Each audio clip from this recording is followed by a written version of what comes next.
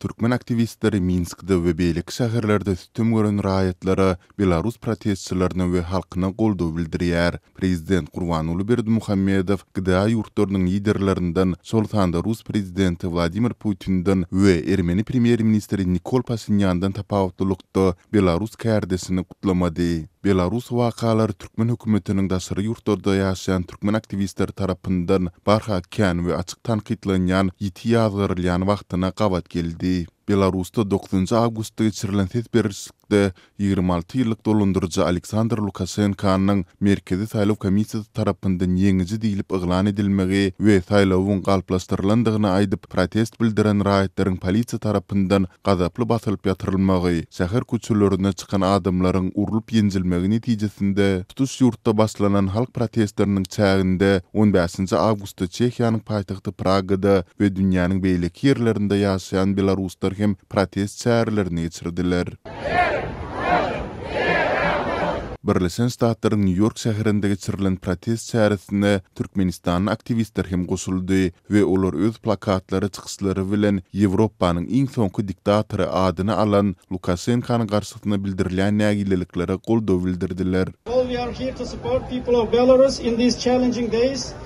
Don't worry, brothers and sisters. Dogonlar, alada etmäň, ozaly şu agyr günlerde biz siz bilen her gün we hemme gün biledigimizi, bütün dünýäniň siz bilen biledigini aýtmak isleýärin diýip, başyna ak telpek giyen egnine Türkmen baýdygyny atan Türkmen aktivisti aýtdy.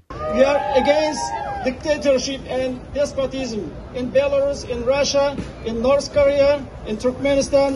Biz Belarusda, Russiýada, Demirhazy Koreýada we Türkmenistanda dünýäniň islendik ýerinde diktatura we zalimlyga garşy, bu 21-nji asyr, bu maglumat asyry, bu integrirlenen dünýä. Sen adamlary indi öňküleri ýaly aldap bilmeýärsiň diýip türkmen aktivisti Belarusdaky reýtler mahalynda ýaraly bolanlara kömek edýän 7 türkmen studentiniň tutuk edilendigini, olaryň soňky ykbalyny bilmeýändiklerini, emma özleriniň Belarus halkyna goldaw bermeklerini bez etmejekdiklerini nyktady. Tyranny ends now.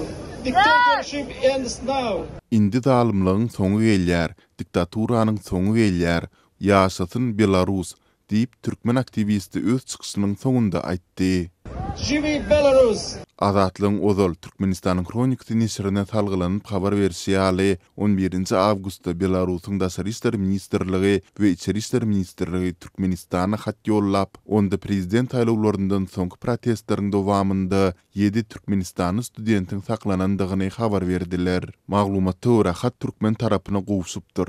Munyň izi bilen de diplomatlaryň we kanun goraýjy edaralaryň gatnaşmagynda elektron maslahat geçirilipdir. Jogap hatynda türkmen tarapynyň saklanan Türkmenistanlylaryň Belarusyň kanunlaryna görä jogapkärçiligi çekilmegine garşy däldigi bellenilýär diýip Türkmenistanyň kronikasy nesriniň maglumatynda aýdylýar. Türkmenistanyň resmi medeniýeti Belarusdaky wakalar şol sanda ol ýerde reýt mahalynda tutuk edilen Türkmenistanyň studentler barada hiç bir maglumat bermeýär. Şu ağırlıkta Türkmen prezidenti Gurbanuly Berdimuhammedowyň gyda liderleriniň arasynda Belarus kärdesi Lukashenkany saýlaw ýeňisi bilen gutlamazlygynyň mümkin bolan sebäpleri hakynda gurrun edilip başlandy. Rus jurnalisti Arkadiy Dubnowyň pikiriçe, Türkmen we Belarus liderleriniň arasynda uly meşhurdaky maliýe oňuşmazlygy bar. İki prezidentiň arasynyň bozulmagyna garlykdaky Belarus kompaniýasy tarapyndan gurulan dökün kärhanasynyň garaşylan meşhurdaky önümi bermezligi sebäp boldy. Bahasy 1,1 milliard bolan garlyk kombinaty 2017-nji ýylyň martynda ulanmagy berildi. Sonda türkmen mediýasy Türkmenistanyň Hytaýa we Hindistana ýylda 1.200.000 tonna dökün eksport etmegi planlaşdyrýandygyny habar beripdi. Türkmenistanyň resmi maglumatlaryna görä, garlyk kombinatynda 2018-nji ýylyň ýanwar-sentýabr aralygynda